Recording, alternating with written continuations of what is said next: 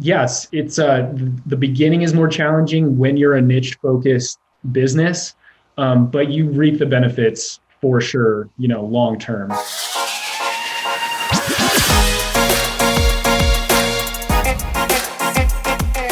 Hello and welcome to episode 63 of the Smart Agents Podcast. My name is Michael Walter and I'll be your host. In today's episode, we are joined by Vance Lichtenberger of Mid-Century Homes in Boise, Idaho. Throughout our conversation, you will see how Vance and the team at Mid-Century Homes has built an entire real estate business by focusing solely on the mid-century properties in their market. Now, before we get on to today's featured interview, make sure to subscribe to the Smart Agents Podcast. You can find the show on all major podcasting platforms such as Apple Podcasts, Google Podcasts, Spotify, and now Amazon Music. Also, as you can see if you're watching this on YouTube, make sure to subscribe to the Smart Agents YouTube channel. Click the bell to get notifications when each new episode is uploaded. And lastly, if you or somebody else on your team has an awesome story or tip to share with our community, send us a message at feedback@smartagents.com. We're always on the lookout for new stories to share. All right, let's get on to the day's featured interview with Vance Lichtenberger. I had a great time talking with him, and I've linked the Mid-Century Homes Instagram page in the episode description. Pretty much the way I'd like to start everything out is if you could just introduce yourself a little bit, where you're at in the country and how you got into real estate. Totally. My name is Vance Lichtenberger. I am in Boise, Idaho, and our company is called Mid-Century Homes. We've been around for 6 years. I'm currently in my fourth year. And man, my journey to getting into real estate is, I feel so many times, so many agents kind of just find themselves in real estate. No one's like, you don't see a 10-year-old walking around being like, I want to sell real estate. Right. We all just kind of stumble upon this in different ways. All in all, I've been self-employed for about 10 years. Previous to this, I was a partner at a local furniture store in town. And we just started doing some really cool stuff in the digital marketing space before, Instagram had business profiles and Facebook had business profiles. I decided I was just going to have this dumb idea and pretend that the store was a person, and everything we would post would just be for fun, not trying to be transactional or create a sale off of it. And I started doing really well. I think between Facebook and Instagram, with zero marketing dollars, we had like 11,000 or so people either following us or like friends with the business profiles. And perpetually every single weekend, we started really ramping up sales, and people would come in from an Instagram or like Facebook post and buy a bunch of stuff. And just through that, around then was the time Mid-Century Homes was being built. And there was only one agent. It was TJ Pierce.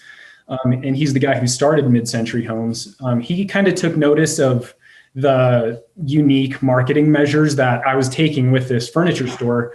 And we just got together and talked, and talking about, digital marketing strategy and things like that. And, the changing world of Instagram that's so constant. It was a good way to make a friend and see how other business people are using these platforms in order to grow their businesses. And maybe like 9 months later, TJ and I would go get coffee or something, like maybe once a quarter. Maybe like 9 to 12 months later, TJ's like, hey, so do you ever want to be on my real estate team?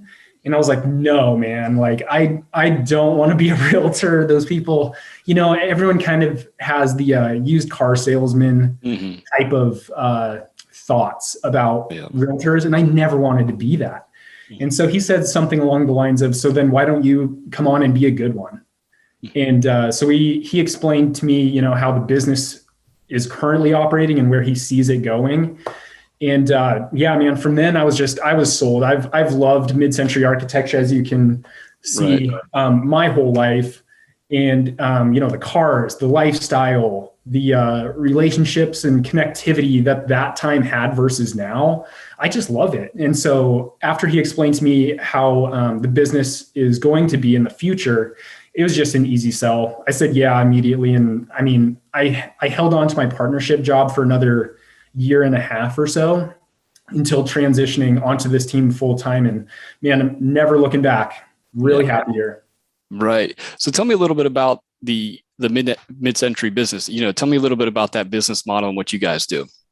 Yeah. Okay. So there are about 11,000 mid-century homes in Boise. and they're all in really cool areas. There's maybe 5 to 7 different mid-century neighborhoods that are in Boise, and each of them have different, things you can do around. In some areas, you're going to have way better hiking. In some, you're going to have better biking. Some, you're going to need to drive a car everywhere. So what we really try to do is get to know our clients on such a personal level that even if it was, a good home in a particular subdivision, this one over here might be a way better decision just because of, your lifestyle, how you live today versus what this home needs to do for you in 5 years from now, 10 years from now.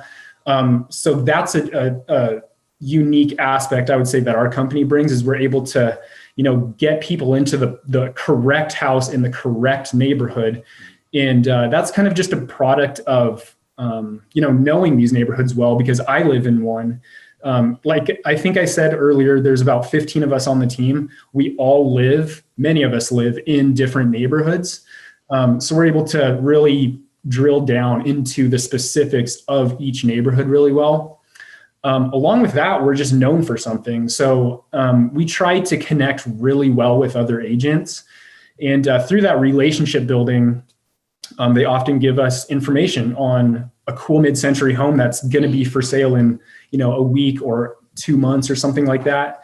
And we're able to position our buyers really, really well, really quickly to get in front of those and often buy them before they're even listed. So in one of the craziest markets in the entire United States, that's a major, major leg up that our buyers get to experience that many others just don't. Right. Yeah. I mean, especially not only, to set aside the crazy market that we've had, in the last year with COVID, last year and a half, but Boise before that was already on every list of, fastest up and coming city or, so dealing with that and then being able to, being able to get your buyers into these places without some of the problems that some of the other, agents are having of having to go show 30 houses and say, look, we might not get one of these. Yeah. We average showing 2 homes and writing 1 offer.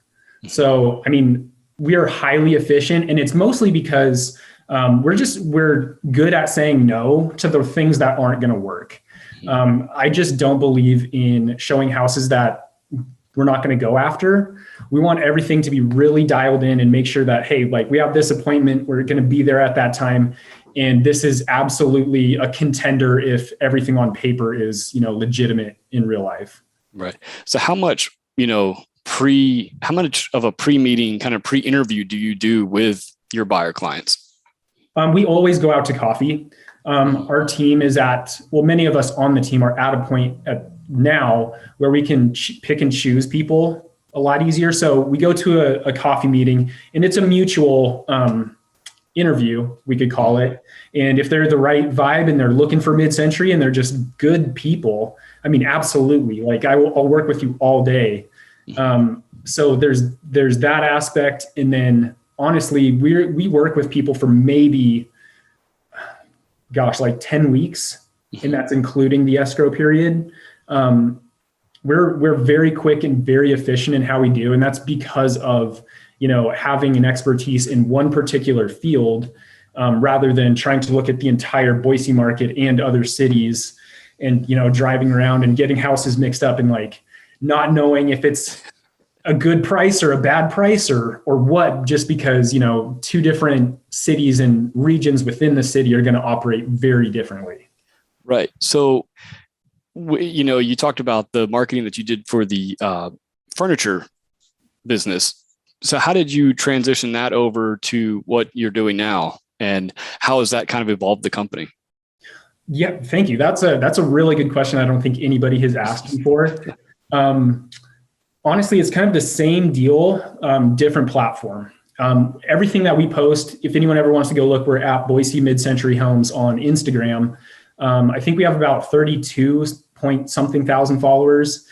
Everything that we do is content that we would enjoy ourselves. And we just hope other mid-century enthusiasts, whether they live here or not, or if they ever even want to buy a house with us or not, we just hope you enjoy the content. We're not here to really be salesmen and call you 18 times a week. We just want to show you what your house can be if you own one, or what owning a mid-century house would look like, whether you live in Boise or not. Right. So, going on your Instagram page, it really does. It doesn't have that feel of every other, real estate page out there. It's very organic looking. It almost looks like it is one of those boutique magazine type Oh, thank you. pages that's, pumping out their articles. Like the photos are beautiful. Like everything is just super cool. Thank you. I appreciate that. As you know, as everyone knows at this point, trying to curate a really good page is very challenging. And to do it consistently is the tough part. And at this point, we've got plenty of people on the team that can kind of like throw content here and there, and just, you're driving down your own mid-century neighborhood, just quick picture of your neighbor's awesome house, and boom, we've got our good content of the day. Right. Well, even with your, the photos, the ones that really kind of stood out to me were the ones where you had, a family getting into the house, and it's like this awesome picture of them in front of the house, but it's not them with the sign of, just list, just bought, or like with the big key. Yeah. It really does look like a magazine, photo. And it's just, I don't know, for me, like that, it really kind of stood out to me was those particular posts. Thank you. Something that's been really interesting about our actual client base is that it's a lot of the creatives of the world. It's people who want to really enjoy their life and their home. And these people, they take so much pride in the exterior of the house, the interior, and there's just so much pride of ownership. And I hope that, the photos that we post of them getting their new house kind of speaks to that. Right. So tell me about how, by doing that and really kind of creating this page that does have a huge following, has been able to bring in business for you. Man, it's unreal, honestly. I would say probably 65, maybe 60% of our new leads come from Instagram specifically. So we have a little, we don't do it very often, but we'll send people a list of homes, and we'll do that for you, whether you're moving here or not, or just want to see what's happening in Boise. And then we just have a conversation from there. And if they're buying, cool. Please consider us if you want a mid-century home. But if you're just looking, totally fine to send you a list also. Right. And even by, just by creating that, that following on that page, it doesn't matter where they're at in the country, the way things work now, everything is so connected that, who knows, I might have a friend that's saying, hey, I'm moving out, that way. And I could say, hey, I follow this page. You should really check these guys out.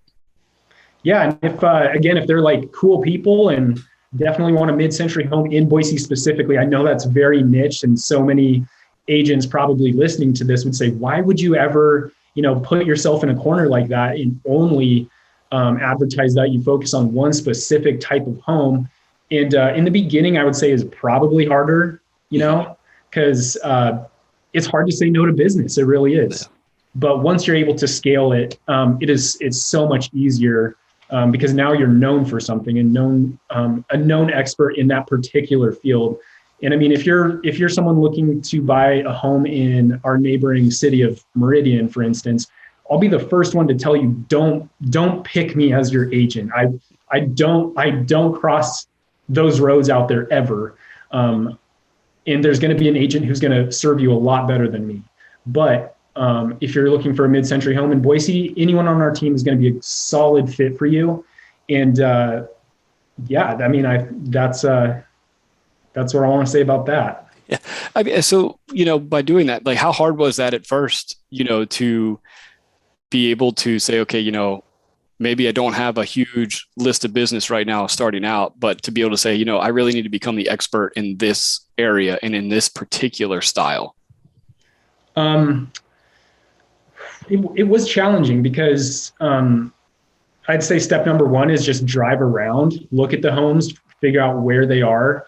The challenge of saying no to people who aren't going to really latch onto our business. Because I mean, every business wants people who are going to be like, wave the flag along with us and be our friends in the process. And if someone just doesn't fit that, it's really easy now to say no because I'm like, there's just not a vibe between us. We don't really understand each other. But everyone now who I do get to work with, they are my friends. My phone is like, it's pathetically, it's all clients and like 4 actual friends that I hang out with. But I mean, I enjoy it because I get to make new friends every single month that I believe are, going to be lifelong friends, whether it's transactional or not, I don't care. But the relationships are really what we're about. Right. So when you were first getting into it and, having this conversation about, joining the team, what was the kind of the pitch that made you want to jump on there? Yeah. Another great question we don't answer very often. The pitch was, okay, this year the company is going to be roughly $12 million sold. And then at this time, it was just TJ on the team. And so that's a pretty good number. That's a pretty solid amount of transactions for one person to have. Essentially, it was kind of like, hey, we're getting close to busting at the seams. I'm not really able to serve people as well as I would like to. So there was that. And also the aspect of I get to help build a business. I really love that. And in real estate, it's there's just no ceiling. It's impossible. It's pretty much impossible to scale a real estate business. And so we are attempting to do that in Boise and then also in other cities too. Mm-hmm. So I get the opportunity in the future to go help service those cities and get them started and on their feet and answer questions. And I mean, when it comes to new agents, I think only 3 people on the team have had real estate experience before getting onto our team. So you don't have to be a salesperson. You don't have to be a realtor. We're just looking there's 3 criteria for joining our team. One is you obviously have to love mid-century architecture. The second thing is that you have to love people and they always come first above you even. And the third thing is that you have to be able to have fun. Because what's life without having fun, Right. Yeah. So it sounds like, the future plans for you guys is to really kind of expand this idea and this kind of niche, real estate business, throughout the country a bit. Yeah. We're hopefully looking to move into Spokane in the coming years. Man, we were so close. We had 3 people up there who committed to starting Mid-Century Homes in Spokane. And then you know what happened? World shut down and everyone kind of had to rethink their life plan. So that fell apart. Hoping to get back on that train. And then eventually, we'll be in other cities too as we see a need for it. Right. And one of the things you just mentioned there was, having to have fun. And I think that, for you guys, really enjoying the type of the homes that you're putting people in and helping them, get into, I think kind of leads into that, having fun. So how important is it to really kind of focus on the types of homes that you enjoy? Yeah, man. Everyone on the team is also a mid-century enthusiast. So anytime I'm like, oh my gosh, that house is awesome, then I immediately send that one to the proper clients and get in front of it if we need to. But it's really easy because our client base are also just us, in other bodies basically. So when I like a house and when I think that the price is good, the area is great, and I believe in it, it is so much easier to believe in that product and then also have my client believe in it too and just end up loving it. Right. Talking about you are your own client almost. You're not having to, when you're doing any kind of marketing or anything, even your organic social media posts, you're not having to create this, avatar that you're out there trying to attract. If it's cool to you, it's going to be cool to your client base. Yeah, exactly. It makes our job so much easier because you hit the nail on the head. We don't have to think and plan so much about each post. It's like, okay, is this cool? Is this mid-century focused? Is a mid-century enthusiast going to think this is cool? And if it checks those boxes, then, boom, there you go. Right. So with the social media and how well it's been doing, do you guys do much paid social media or is a lot of it coming from that organic? $0. It wasn't always like that. In the beginning, we'd get maybe 2 leads a week or something like that. So yes, it's the beginning is more challenging when you're a niche focused business, but you reap the benefits for sure, long term. Yeah. So tell me, like, some of the tips for actually growing that kind of niche based page. And because, you need to kind of put that stuff out there that's going to attract all those people, not just the people that are looking to buy at a specific time. So what were some of those things that you were doing to grow that base? So what I would do is I'd just drive around neighborhoods in Boise. Like I said, there's like 5 to 7, so you can get every week's worth of content if you just go to a different subdivision each day and take a picture, post a picture. Pretty simple. Also, we do a lot of event-based stuff. So once a month on the second Saturday of every month, we take a group of like 15 to 20 or however many people out to the 3 coolest mid-century homes we can find that are also available online to buy. So that's a really fun way to just get together. Again, it's not sales driven. We don't care about finding new clients all the time through that channel. Everything that we do is meant to bring joy to a mid-century enthusiast. Through that process, we just end up gaining friends, and eventually they might buy or sell with us. And again, that's never like a prerogative. And I think that our social media is a product of the same thing. We're not here to force you to use us and beg you and plead and call you all the time. We just want to be your friend. And if you ever want to do a transaction with us or through us, happy to help. Right. And I think a city like Boise really kind of lends itself to that, to having that kind of a,